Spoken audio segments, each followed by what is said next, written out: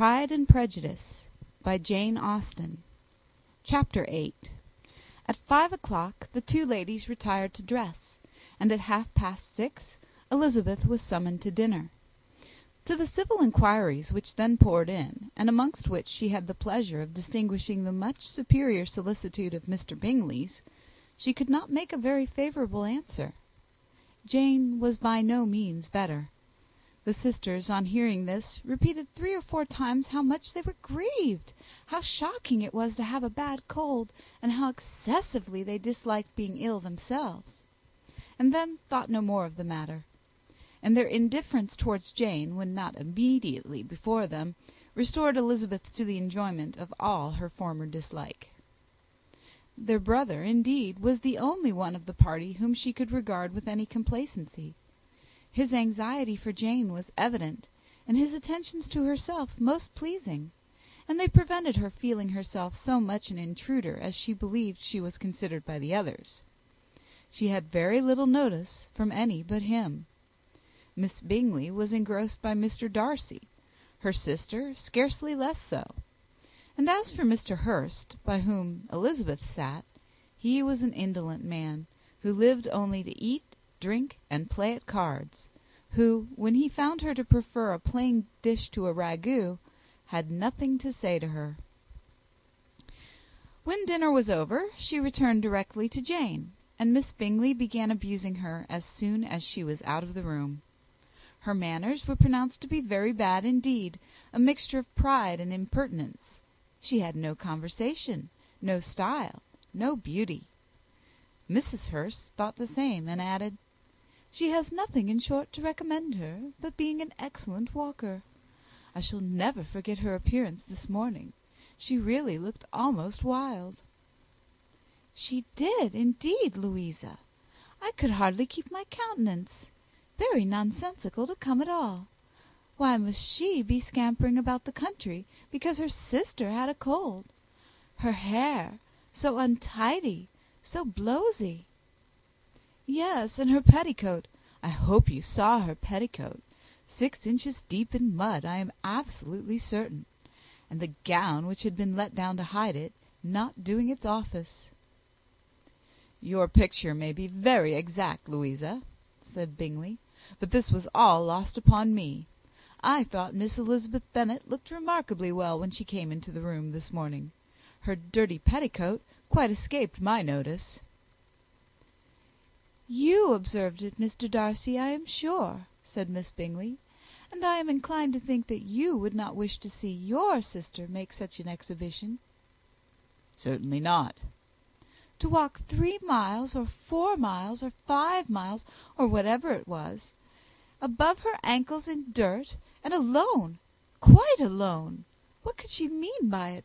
It seems to me to show an abominable sort of conceited independence, a most country town indifference to decorum."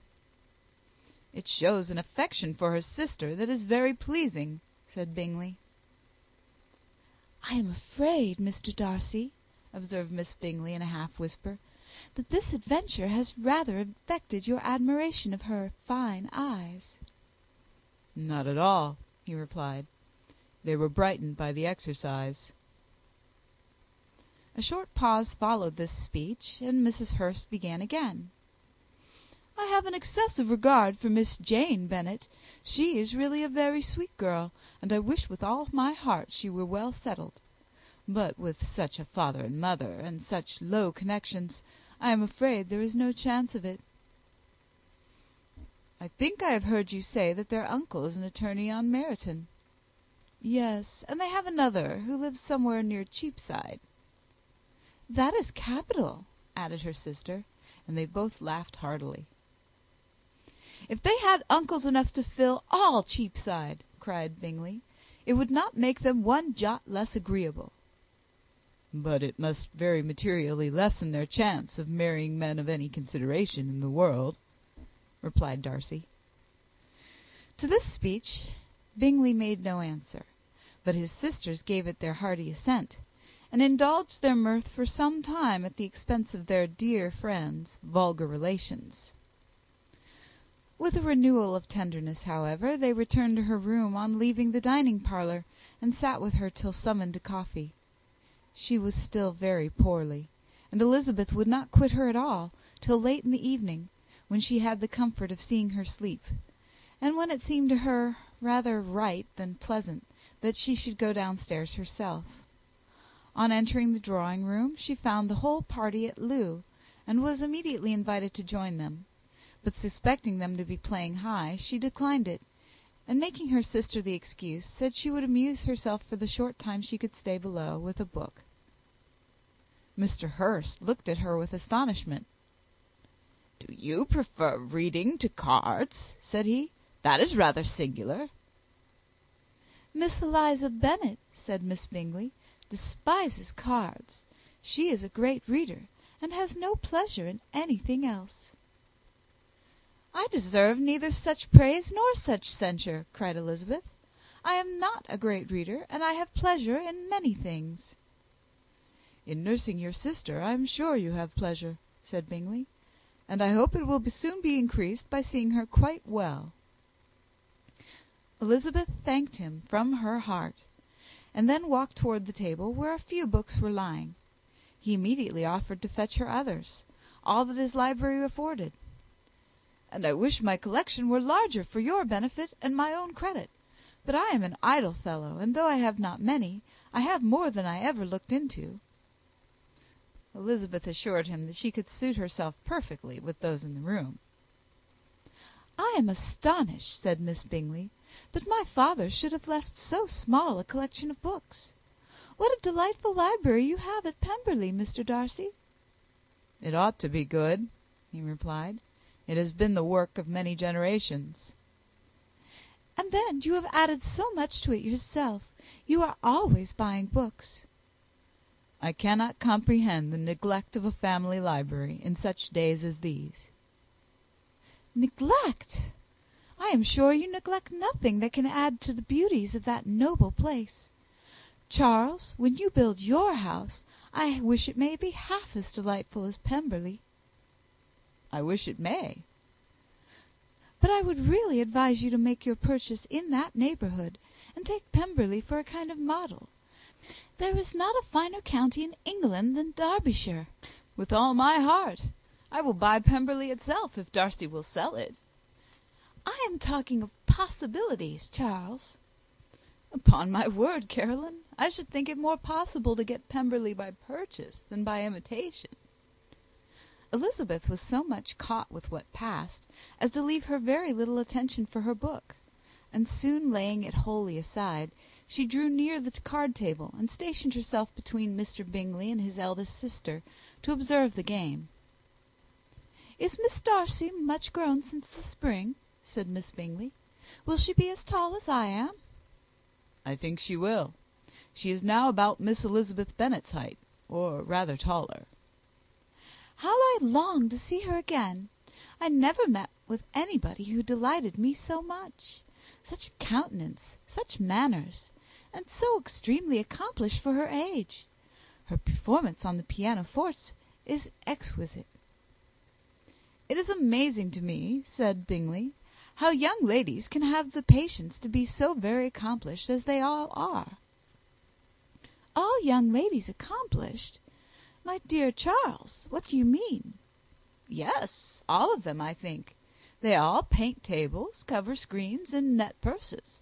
I scarcely know anyone who cannot do all this, and I am sure I never heard a young lady spoken of for the first time without being informed that she was very accomplished."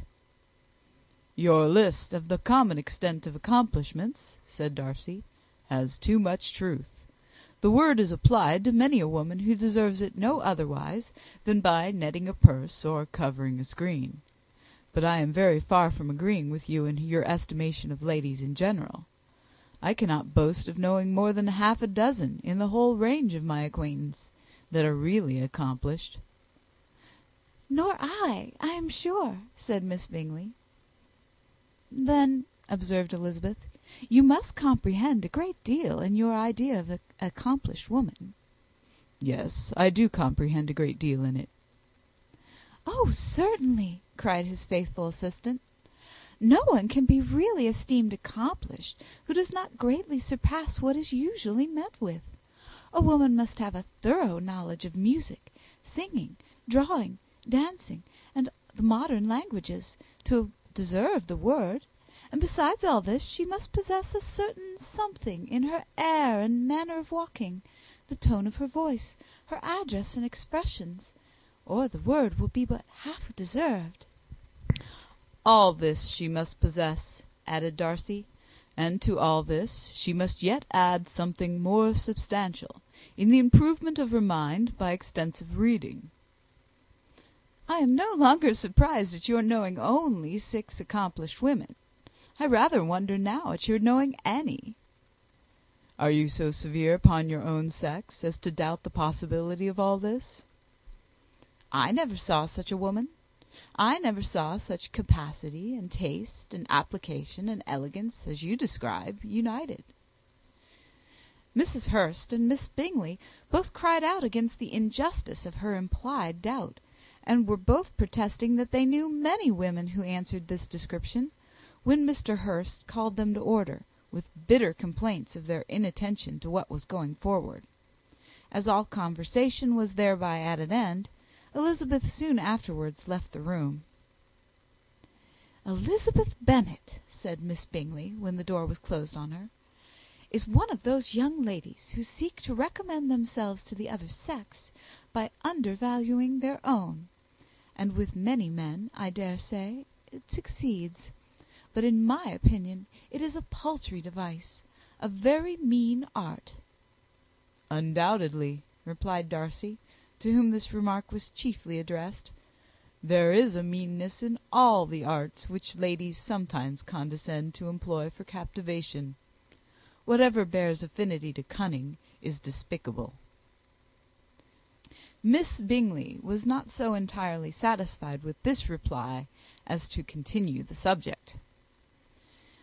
Elizabeth joined them again, only to say that her sister was worse, and that she could not leave her. Bingley urged Mr. Jones being sent for immediately, while his sisters, convinced that no country advice could be of any service, recommended an express to town for one of the most eminent physicians. This she would not hear of, but she was not so unwilling to comply with their brother's proposal, and it was settled that Mr. Jones should be sent for early in the morning, if Miss Bennet were not decidedly better. Bingley was quite uncomfortable. His sisters declared that they were miserable. They solaced their wretchedness, however, by duets after supper, while he could find no better relief to his feelings than by giving his housekeeper directions that every attention might be paid to the sick lady and her sister. Chapter 8. Recorded by Maureen O'Brien, Kettering, Ohio, November 14th, 2005.